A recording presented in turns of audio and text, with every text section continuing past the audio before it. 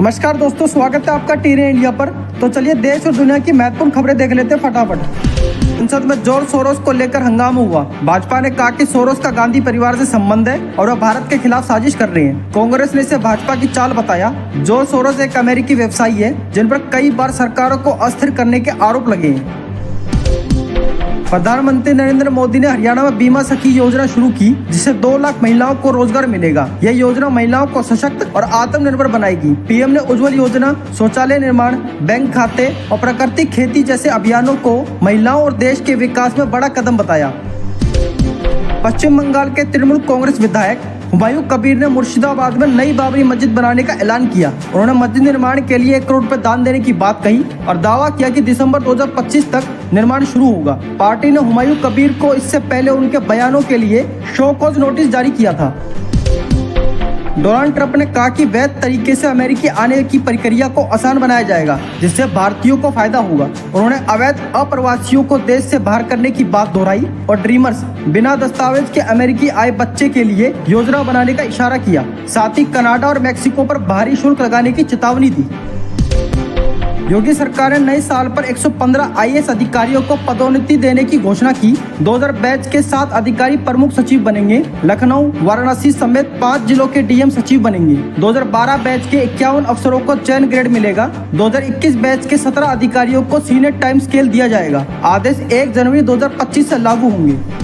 हिमाचल प्रदेश सरकार 11 दिसंबर को बिलासपुर में अपने 2 साल पूरे होने पर जश्न मनाएगी। इस कार्यक्रम में मल्लिकार्जुन खड़गे, राहुल और प्रियंका गांधी शामिल नहीं होंगे। राजीव शुक्ला, विदित चौधरी और चेतन चौहान कार्यक्रम में मौजूद रहेंगे। सरकार कई योजनाओं की शुरुआत करेगी, जिनमें 680 करोड़ की राजीव गांधी स्टार्टअप योजना भी शामिल है।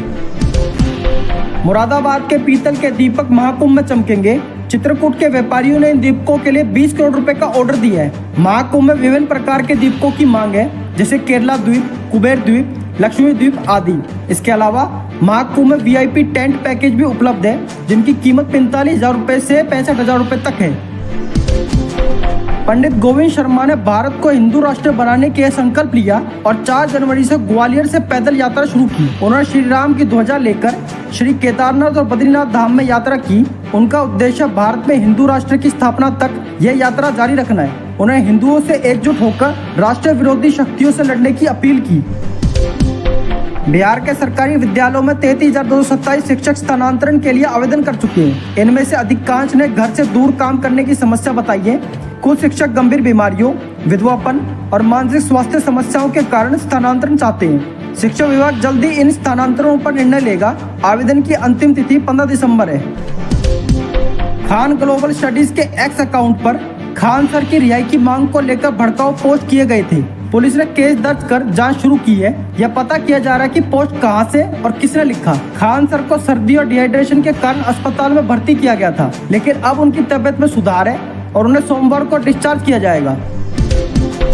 महाराष्ट्र में वक्फ बोर्ड ने किसानों की 300 एकड़ पुश्तैनी जमीन पर दावा किया है। बोर्ड ने लातूर के 103 किसानों को नोटिस भेजा है, जबकि किसान इसे अपनी पुश्तैनी जमीन मानते हैं। किसानों ने सरकार से न्याय की मांग की है।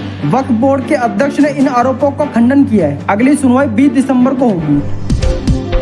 IIM मुंबई अपने वार्षिक व्यापार उत्सव आवर्तन 2024 का 30वां संस्करण 9 दिसंबर से आयोजित करेगा। इस कार्यक्रम में उद्योग और शिक्षा क्षेत्र के विशेषज्ञ आर्थिक रुझानों, AI और नौकरी बाजार पर चर्चा करेंगे। 250 से अधिक कंपनियां 25+3XO और 8,000 से अधिक छात्र इसमें भाग लेंगे। 10 दिसंबर को बिजनेस लीडर्स को अवार्ड से सम्मानित किया जाएगा।